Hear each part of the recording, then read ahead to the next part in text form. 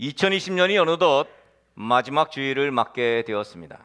지난 한 해 동안 우리는 생전 처음 겪어보는 이 코로나19 바이러스의 감염 위험으로 많은 것을 잃어버렸고 또 많은 것을 얻었습니다. 이런 상황을 예상하고 한 해의 표어를 코람데오라고 정한 것은 아니었지만 정말 올해 우리에게 꼭 실천해야만 하는 신앙의 모습이 바로 코람데오였습니다. 코람데오라는 말은 우리가 잘 아는 대로 라틴어 코람과 데우스가 합쳐진 합성어입니다. 하나님 앞에서라는 뜻이죠. 하나님 앞에서 말하듯 하나님 앞에서 행동하듯 살아야 한다는 거죠. 그러니까 우리들의 삶이 하나님 얼굴 앞에 있는 삶이어야 한다는 것입니다. 경주에 있는 그 박물관 관장님께서 TV에 나와서 이런 이야기를 했다죠. 한국과 중국과 일본의 불상을 모아서 비교를 해보면 이 불상이 어느 나라 불상인지 자기는 잘 안다는 거예요. 앞을 보면 잘 모른답니다. 그런데 이 불상의 뒤를 보면 이 불상이 어느 나라 불상인지 안 되는 거죠. 먼저 일본 불상은 앞뿐만 아니라 뒤도 깔끔하답니다.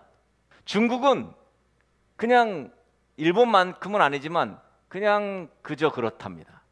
근데 우리나라 불상은 어때요? 앞은 그냥 기가 막힌데 뒤는 그냥 엉망이라는 거죠. 아, 이거는 한국 불상이라는 거죠. 좀 뭐 비꼬아서 한 이야기겠습니다만 우리 한국 사람들의 이 얼렁뚱땅 천년의 역사를 가지고 있죠. 빨리 만드는 것이 중요한 것이 아닙니다. 뭘 만드는 것도 그렇습니다만 우리의 인생을 살아갈 때 누가 볼 때와 누가 안 볼 때가 사람이 달라지는 경우를 우리는 많이 보고 있죠.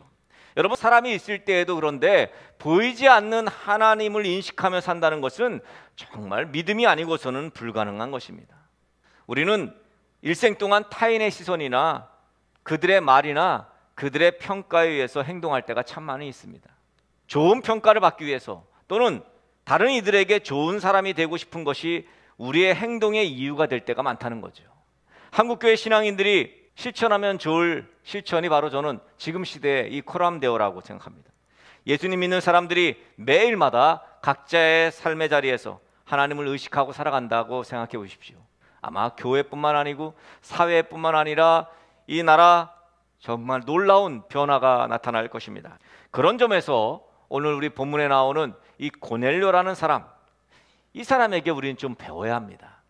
오늘 본문은 예수님의 수제자였던 베드로가 로마의 부대의 군대 장관, 백부장이죠. 백부장은 밑에 수하가 100명이 있다는 거예요. 백부장이었던 고넬료를 만나는 중 고넬료가 베드로에게 하는 이야기로 오늘 말씀이 이제 나오죠.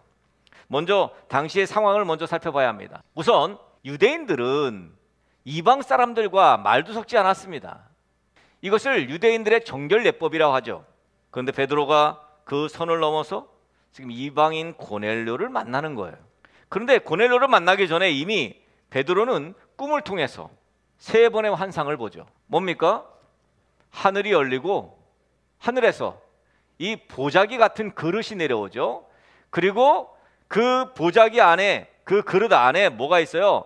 이 각종 땅에 있는 각종 이 4발 달린 짐승과 또 기는 것과 또 나는 것들이 그 그릇 안에 들어있는 거예요. 이게 뭡니까? 이건 부정한 것들이죠. 자, 분명히 먹을 수 없는 부정한 것들인데 하늘에서 소리가 있어서 뭐라래요? 먹으라는 거예요. 이걸 먹어라.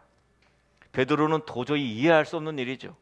하나님께서 깨끗하게 하신 것을 내가 속되다 하지 말라, 그렇게 말씀합니다. 3번이나 그런 일이 있은 후에 하늘로 올라가죠. 베드로는 아마 어안이 벙벙했을 것입니다. 아, 도대체 이게 무슨 일인가? 아니, 이렇게 부정한 것들을 먹으라고 하다니. 응? 그때 마침 고넬료가 보낸 사람들이 시몬의 집을 찾아서 베드로를 찾아오죠. 자, 고넬료에 대한 정보를 알 수 있는 것은 사도행전 10장 1절부터 고넬료에 대한 정보가 나옵니다. 사도행전 10장 1절에 보면 가이사랴에 고넬료라 하는 사람이 있으니 이달리아 부대라 하는 군대의 백부장이라, 이렇게 나와요. 고넬료는 로마 부대의 백부장이에요. 누가복음에 보면 이 가버나움의 백부장이 나오죠. 그 자기 종의 병을 고쳐달라고. 그랬더니 예수님께서 가려고 하니까 아유, 주님께서 오심을 감당치 못하겠으니 나도 내 수하들에게 가라 하면 가고 오라 하면 옵니다. 그러니 예수님께서 그저 말씀만 하시면 내 종이 나을 줄 믿습니다. 그러자 예수님 뭐라 그래요? 야, 여태까지 사람들 중에 내가 이만한 믿음을 본 적이 없다. 그게 누구예요? 이방인이었던 백부장이었습니다. 이방인 백부장, 가버나움의 백부장. 참 백부장들이 이렇게 믿음이 좋은지 모르겠어요. 여러분 생각해 보세요. 지금 백부장은 로마 사람이에요. 이탈리아 부대 로마 사람 백부장.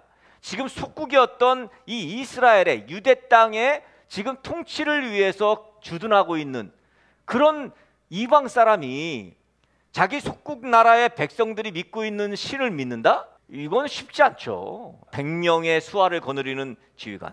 이 지휘관이 있는데 어떤 사람인지는 2절에 나옵니다. 그가 경건하여 온 지방과 더불어 하나님을 경외하며 백성을 많이 구제하고 하나님께 항상 기도하더니 그랬습니다. 자, 먼저 고넬료가요, 경건한 사람이랍니다. 지금 로마 군대의 지휘관인 고넬료가 하나님을 섬기는 경건한 사람이라는 것은 납득하기 힘든 상황입니다. 만약 고넬료가 태어날 때부터 하나님을 섬기는 유대인이라면 이건 뭐 문제 없어요. 근데 이방인이었던, 그것도 로마 부대의 백부장이었던 그가 하나님을 경외하는 사람이라는 것은 정말 쉽지 않은 일입니다. 특별히 상명하복의 군대에서의 상황은 더더욱 더 놀라운 사실은 그 다음에 나오죠. 온 집안과 더불어 하나님을 경외하며 그랬어요. 제가 늘 말씀드립니다만 우리는 우리들의 자녀들이 예수님 믿게 하는 것 하나만 해도 성공한 거예요. 가족들, 특히 내 삶을 잘 알고 내 신앙적 삶을 잘 알고 있는 가족들 전도하기는 정말 하늘의 별 따기입니다. 정말 어렵습니다. 고넬료의 온 집안이 하나님을 경외하노라고 기록하고 있습니다. 여기 경외 그리고 경건이라는 단어가 나오죠. 여러분, 경외란 말은 하나님을 두려워하는 마음이에요. 사랑이 하나님이지만 하나님을 두려워하는 마음이 있어야 한다는 거예요. 여러분, 하나님을 두려워하지 않으면 하나님이 두렵지 않으면 내 뜻대로 내 마음대로 내 식대로 하나님이 두렵지 않은 거죠. 절대로 그리스도인들은 하나님을 두려워야 합니다. 하나님이 최고의 심판주이기 때문에. 자, 그렇게 하나님을 두려워하는 마음을 가지고 하나님 앞에서 살아가는 삶을 뭐라 그래요? 경건한 삶이라고 하는 거예요. 하나님을 두려워하는 그런 마음을 가지고 하나님 앞에서 살아가는 거예요. 이것이 바로 코람데오의 삶입니다. 고넬료는 하나님 앞에서 경외하는 마음을 가지고 코람데오의 삶을 살았다는 거죠. 하나님보다 더 두려운 것이 없었어요. 이게 왜 중요합니까? 하나님보다 두려운 것이 없어야 죄를 짓지 않거든요. 하나님보다 무슨 대통령이나 정치가 두려워봐요. 그러면 그쪽에 비유 맞추냐고 하나님 앞에 죄를 짓을 수밖에 없습니다. 하나님께서 죄 짓는 것을 싫어하기 때문에 하나님 눈치를 보는 거죠. 이게 바로 하나님을 경외하는 삶입니다.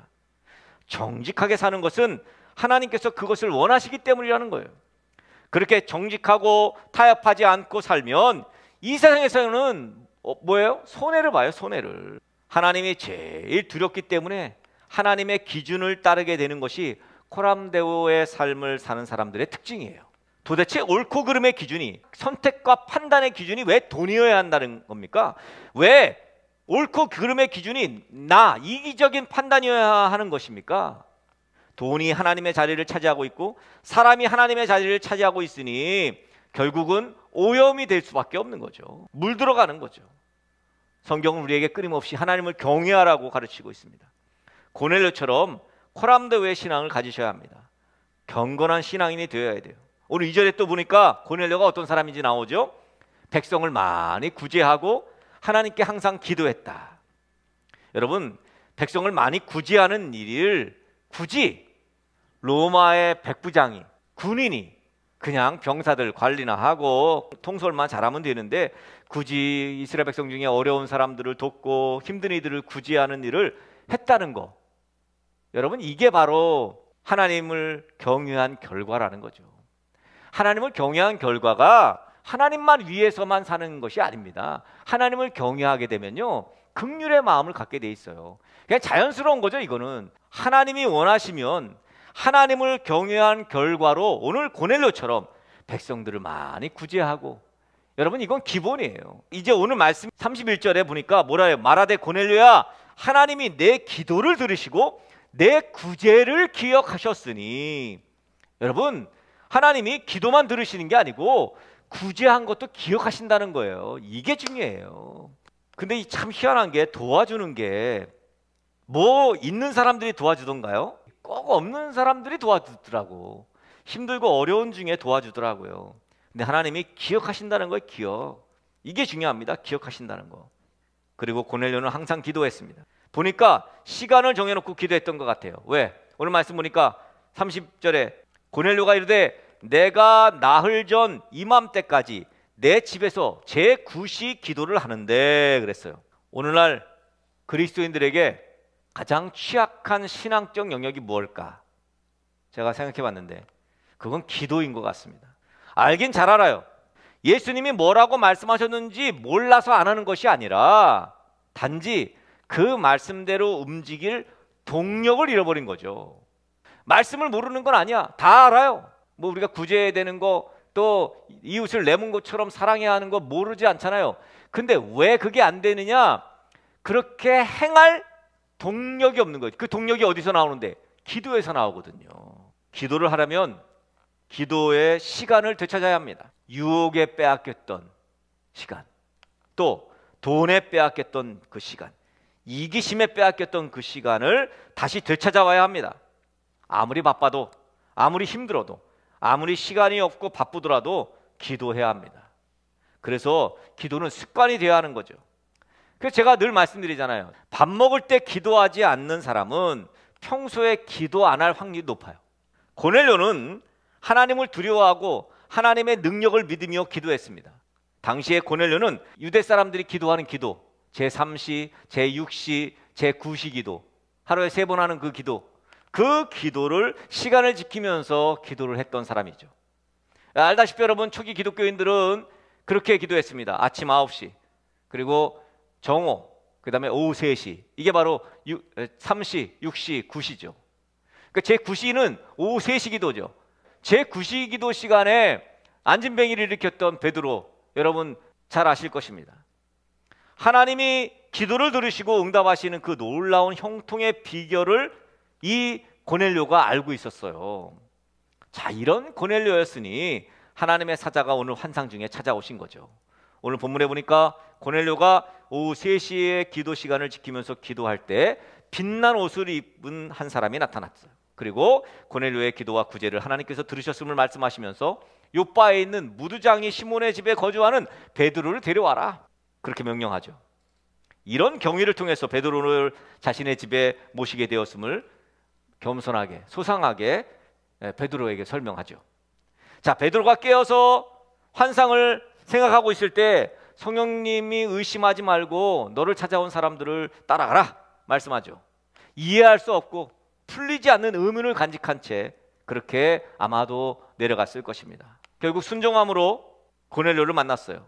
법을 어기는 것인 줄 알면서도 이해할 수 없는 이 조각 퍼즐을 맞추듯이 하나님께서는 베드로에게 다른 길을 걷게 하셨고 그가 갖고 있던 생각의 한계를 뛰어넘게 하셨죠. 고넬료가 베드로를 맞이하면서 왜 베드로를 불렀는지에 대해서 설명하기 시작합니다. 이때 고넬료가 고백하죠. 33절입니다. 이제 우리는 주께서 당신에게 명하신 모든 것을 듣고자 하여 다 하나님 앞에 있나이다. 다 하나님 앞에 있나이다. 호람데오라는 거예요. 놀라운 이야기입니다. 기도하는 사람, 구제하는 사람인 이방인 고넬료에게, 또 하나님을 경외하는 고넬료에게 이제 하나님의 복음의 메시지를 들을 수 있는 자격이 주어진 거예요. 그의 열심에 하나님께서 응답하셨습니다. 더 자세한 사항을 베드로라는 주님의 종인 사도를 통해서 듣게 되었다는 거죠. 하나님은 놀라운 계획을 갖고 계신 거죠. 고넬료가 고백합니다. 주께서 당신에게 명하신 모든 것을 듣고자 하여 다 하나님 앞에 있나이다. 그러니까 우리는 해야 될 게 뭐예요? 하나님 앞에 있으면 돼요. 하나님 앞에만 있으면 돼. 그죠? 하나님 앞에만. 이 고백이 신앙생활하는 우리에게 필요한 가장 근본적인 기본적인 태도고 주님의 말씀을 받는 사람들의 모습이어야 한다는 거죠. 우리는 이제 하나님 앞에 있어야 돼요. 우리는 앞으로 매일매일 하나님 앞에 있어야 합니다. 그리스도인은 어려운 일이 생길 때만 하나님을 찾는 사람이 아닙니다. 내 일 때문에 하나님만 찾는 거 아니에요. 또 내 이익 때문에 하나님을 찾는 거 아닙니다. 그리스도인이 된다는 것은 하나님의 목적을 위해, 나를 부르신 그분을 위해 살아가는 거죠. 그래서 우리에게 있는 고난도 우리는 충분히 감수할 수 있는 것입니다. 내 욕망, 내 꿈, 내 야망만을 이루기 위해서 하나님을 이용하려는 그런 얄팍한 수를 써서는 안 된다는 거죠. 하나님 앞에는 있는 모습 그대로 나가도 됩니다. 하나님이 대단한 거 원하지 않습니다. 그저 못난 모습이면 그 모습 그대로, 부족하면 부족한 대로, 죄를 지었으면 죄인된 그대로 하나님 앞에 나아가야 합니다. 우리 오늘 이방인 백부장 고넬료처럼 하나님 앞에 이 코람데고의 삶을 사는, 그래서 결국은 사도 베드로에게 이방인들에게도 복음을 전해라. 고넬료와 베드로의 만남을 통해서 이방 선교의 깃틀이 열리게 됩니다. 참 놀라운 역사가 나타나는 거예요. 이게 지금 굉장히 중요한 역사입니다. 오늘 이 일이 일어난 거예요. 베드로와 굳이 고넬료를 만나게 하신 하나님은 그런 놀라운 의도가 있었던 거죠.